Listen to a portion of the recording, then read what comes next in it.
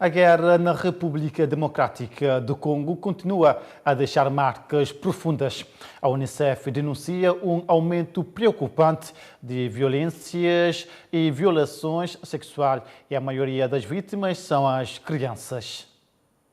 A Unicef revelou um aumento drástico de violações de crianças por grupos armados no leste da República Democrática do Congo. Só na última semana de janeiro, o número de casos tratados em centros de saúde quintuplicou, sendo 30% das vítimas menores de idade. A diretora da Unicef, Catherine Roussel, alerta que os números reais podem ser ainda maiores, já que muitas vítimas têm medo de denunciar. Além disso, a falta de medicamentos para prevenir infecções como o HIV agrava a situação. O avanço do grupo M23, apoiado pelo Ruanda, intensificou os combates na região. A União Europeia já considera sanções contra Kigali, enquanto o governo congolês fechou os espaços aéreos a aeronaves ruandesas. A Unicef demonstra preocupação com o aumento de violações e violência sexual nos últimos dias e diz que o cenário choca e exige ação imediata. Crianças no Haiti estão sujeitas à violência brutal por parte de gangues, revela relatório. No Haiti, os gangues são culpados de crimes generalizados contra crianças, incluindo violações e assassinatos, afirmou a Amnistia Internacional. No novo relatório publicado, a ONG afirmou que a escalada da violência no país tem sido nada menos do que um ataque à infância propriamente dita. A situação da segurança no Haiti piorou significativamente após o assassinato do presidente Jovenel Moïse em julho de 2021. Os gangues controlam agora vastas áreas do país, incluindo a maior parte da capital, Port-au-Prince. Pensa-se que, atualmente, mais de 1 milhão de crianças vivem em zonas controladas por gangues. A secretária-geral da Amnistia Internacional acusou os gangues de ameaçarem, espancarem, violarem e matarem as crianças. A vida de demasiadas crianças no Haiti está a ser destruída e elas não têm para onde ir em busca de proteção ou justiça, afirmou a mesma fonte.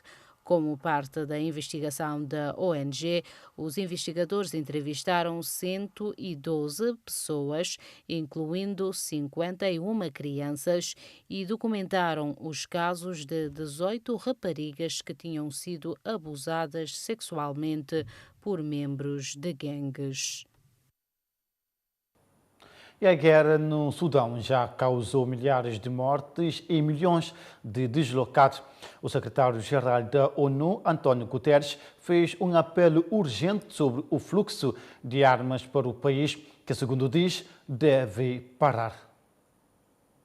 Durante uma conferência da União Africana, o secretário-geral da ONU, António Guterres, destacou a gravidade da crise no Sudão, pedindo a proteção dos civis e acesso humanitário seguro. O país enfrenta fome severa, com 5 regiões já atingidas, conforme informou. Os Emirados Árabes Unidos, acusados de apoiar paramilitares, anunciaram uma pausa humanitária no Ramadão e prometeram 200 milhões de dólares em ajuda. Etiópia e Quênia também prometeram contribuir da mesma forma. Os confrontos entre o exército sudanês e a Força de Apoio Rápido continuam, com o Darfur, 2 antigos aliados que se tornaram inimigos, sendo um dos epicentros da violência, provocando dezenas de milhares de mortos e cerca de 12 milhões de deslocados.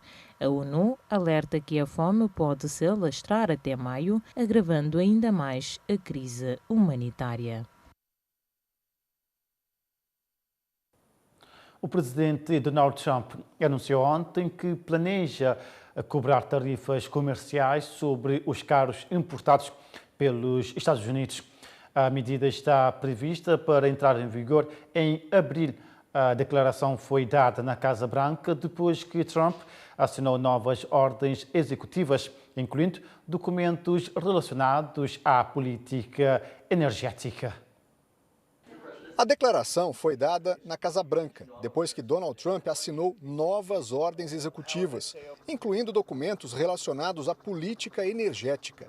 As medidas devem impactar países como Alemanha, Japão e Coreia do Sul. Trump disse que os líderes europeus estão perdendo a liberdade de expressão e acrescentou que o continente enfrenta um problema de imigração relacionado à criminalidade. Na área econômica, os esforços de Elon Musk para cortar gastos do governo têm incomodado a oposição. Nesta semana, o executivo propôs que agências federais inteiras fossem eliminadas. Hoje, procuradores gerais de 14 estados americanos levaram o nome de Elon Musk à justiça, com o argumento de que os esforços para gerar economia são abusivos e ferem a Constituição do país. O grupo é liderado pelo Novo México e outros estados com tradição democrata. Pela primeira vez, um político da oposição afirmou que vai colaborar com a política anti-imigração de Trump. O prefeito de Nova York, Eric Adams, anunciou que vai liberar o acesso de agentes de imigração do governo federal a uma prisão. O objetivo é procurar estrangeiros em situação irregular que possam ter cometido crimes violentos. Com isso, deve haver mais deportações. Antes de viajar à Flórida, Trump também afirmou que vai adotar uma posição dura sobre Gaza neste sábado, se os terroristas do Hamas não libertarem os reféns, como está programado. Já o vice-presidente dos Estados Unidos reuniu-se com o presidente da Ucrânia para discutir o fim da guerra com a Rússia. O ucraniano pediu reais garantias de segurança antes de ter conversas diretas, com o país rival. O encontro foi em Munique, na Alemanha, onde acontece a Conferência de Segurança. O evento reúne autoridades de mais de 60 países. O ucraniano Volodymyr Zelensky pediu reais garantias de segurança antes de ter conversas diretas com a Rússia. O americano J.D. Vance respondeu que o objetivo central do governo de Donald Trump é garantir uma paz duradoura na Ucrânia. Volodymyr Zelensky admitiu que o presidente americano é a chave para o fim do conflito, mas deixou claro que não haverá acordo sem o envolvimento da Ucrânia nas negociações. Ele afirmou ainda que só concorda em se encontrar pessoalmente com Vladimir Putin se um plano comum for negociado primeiro com Donald Trump. Hoje, o governo ucraniano afirmou que uma estrutura da usina nuclear de Chernobyl, na região de Kiev, foi atingida por um drone russo. O impacto causou uma explosão seguida de um incêndio. Segundo autoridades, não houve aumento dos níveis de radiação. Moscou nega o ataque. Chernobyl foi o local do pior acidente nuclear da história, quando um dos 4 reatores da usina explodiu em 1986.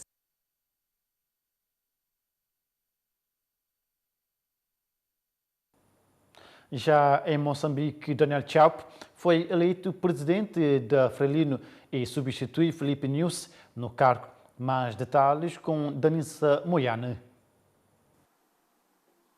Olá, Daniel Chapo, empossado como 5º presidente da República de Moçambique, em reunião extraordinária do Comitê Central da Frelimo, atual partido no poder, tomou posse como presidente desta formação política, sucedendo a Filipe Nyusi, que tomou posse em setembro de 2022. Eu, Daniel Francisco Chapo.